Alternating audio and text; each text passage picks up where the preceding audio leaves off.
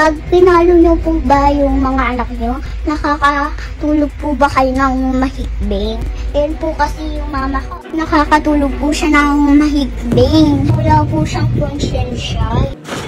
Ka-curious, isa ka bang magulang at ang pamamalo ay paraan mo rin ba ng pagdidisiplina sa iyong anak? Guys, tanong ko lang po sana sa inyo. Pag pinalo niyo po ba yung mga anak niyo, nakakatulog po ba kayo ng mahikbing?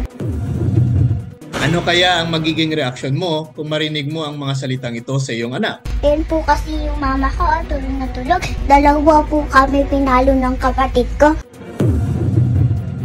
Makakaya kaya ng iyong loob na sabihan kang, Guys, ano po siya ulan? Wala po siyang konsyensya.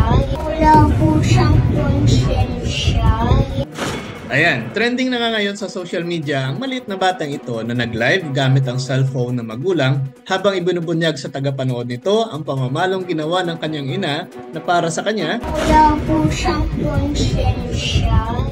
Nakakaaliw man itong panoorin, ngunit may mahalagang aral din na ipinapahiwatig sa ating mga magulang. Ang pagdidisiplina po sa isang bata sa pamamagitan ng pamamalo o mga pisikal na parusa tulad ng pambubugbog ay maaaring magkaroon ng masamang epekto sa kapakanan ng bata. It is important to note that the Catholic Church does not support o kinukonsinti ang anumang anyo ng pisikal na karahasan upang aabuso sa mga bata. But we are not saying na hindi na sila didisiplinahin. Ngunit ang sinasabi natin dito ay wala rin pong magandang epekto ang pamamalo sa bata, sa halip ay nagtatanim lamang ito ng takot sa mga ito. Mas maganda pa rin ang maayos na pagsasabi sa anak dahil ito'y nagtuturo din sa kanila na maging mabuti sa paglaki.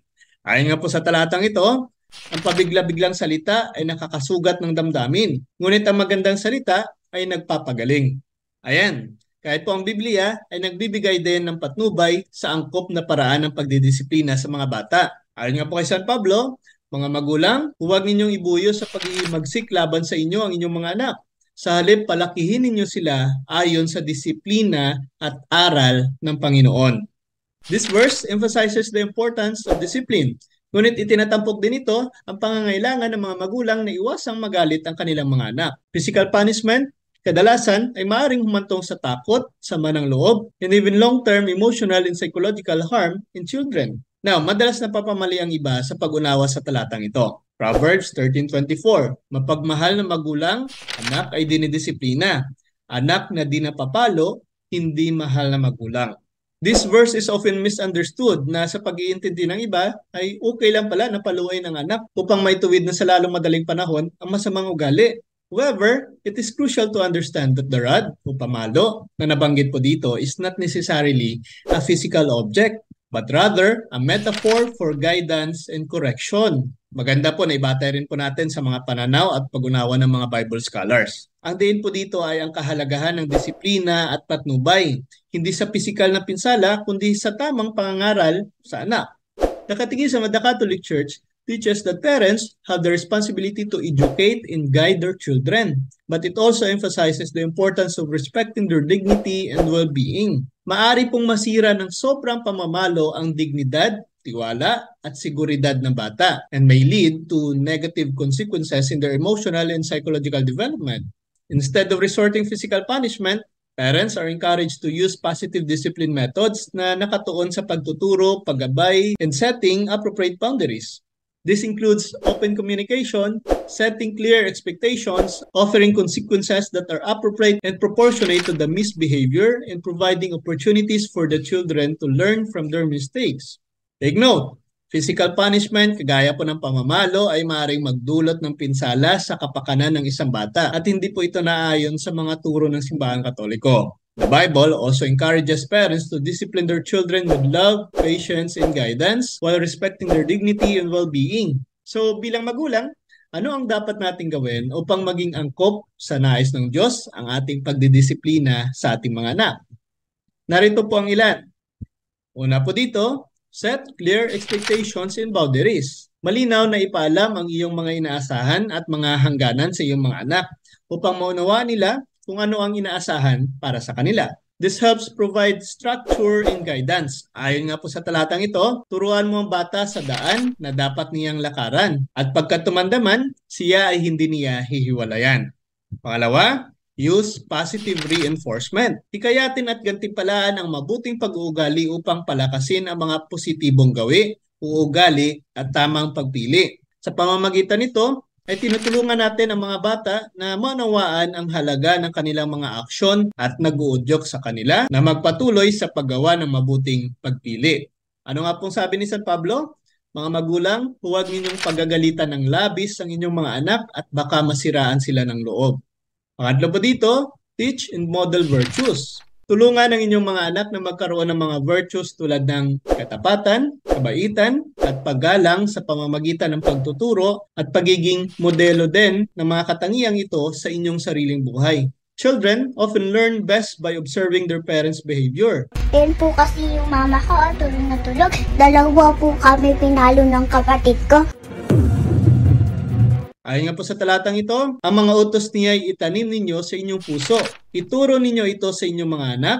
Pag-aralan ninyo ito sa inyong tahanan, sa inyong paglalakbay, sa inyong pagtulog sa gabi, at sa inyong pagbangon sa umaga. Pangapat po dito, provide logical consequences. Instead of resorting to physical punishment, use logical consequences na naaangkop at naugnay sa maling pag-uugali ng isang bata. This helps children understand the consequences of their actions and learn from their mistakes. Ang tamang paraan ng pagdidisiplina sa bata ay nakatala din po sa Biblia. Ayon nga po dito, huwag kang magpapabaya sa pagdidisiplina sa iyong anak.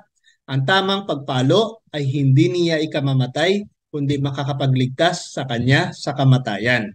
Take note, tamang pamamalo. And again, we are referring to guidance and correction na naayon po sa kalooban ng Diyos. And last, foster open communication. Lumikha po ng isang kapaligiran kung saan komportable ang iyong mga anak na ipahayag ang kanilang mga iniisip at emosyon. Encourage open dialogue, active listening, and understanding po sa kanila. This helps build trust and strengthens the parent-child relationship. Kaya nga laging paalala sa atin ni San Pablo, huwag kayong gumamit ng masasamang salita. Lagi ninyong sikapin na ang pangungusap ninyo ay makakabuti at angkop sa pagkakataon upang pakinabangan ng mga makakarinig.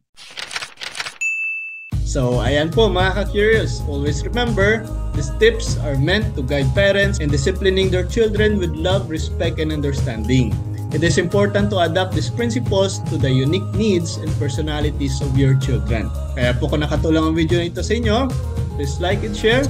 Bahagi niyo po sa mga kilala ninyo upang mas marami pang maabot ng ating mga ginagawang evangelization.